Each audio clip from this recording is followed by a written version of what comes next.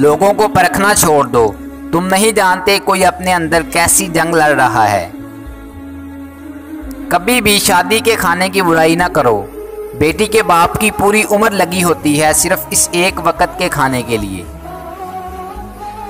मर्द अगर माफिया मांग रहा है तो इसका मतलब ये नहीं कि उसकी गलती थी, बल्कि इसका मतलब ये है कि वो इस औरत से सच्ची मोहब्बत करता है और वो इसे हर चीज़ से ज़्यादा चाहता है, और ये औरत बहुत ही खुशनसीब है।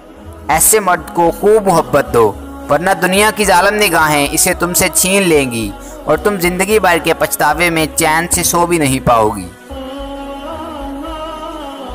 इस दुनिया में सुकून से जीने की एक ही तदबीर है कि हर इंसान के पास एक वसी और रीज़ कब्रिस्तान हो, जहां वो लोगों की गलतियों और खामियों को दफनाया करे।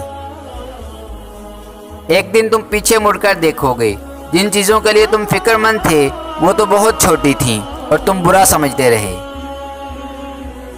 आप कितना ही इल्म क्यों ना पढ़ लो, आप कैसे ही आलम क्यों ना बन जाओ, लाजम नहीं कि हिदायत पा जाओ। ये अल्लाह की अता है जिसके लिए वो खुद इंतखाब करता है। इल्म के सच्चे तालिब इल्म बन जाओ और गिड़गिड़ा कर दुआ करो, शायद यही पहली सीढ़ी है।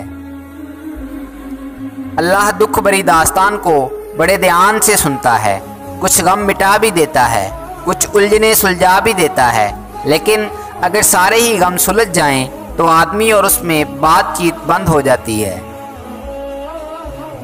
मकाफाते अमल का सिलसिला बहुत वसी है, यह नस्ल दर नस्ल चलता है।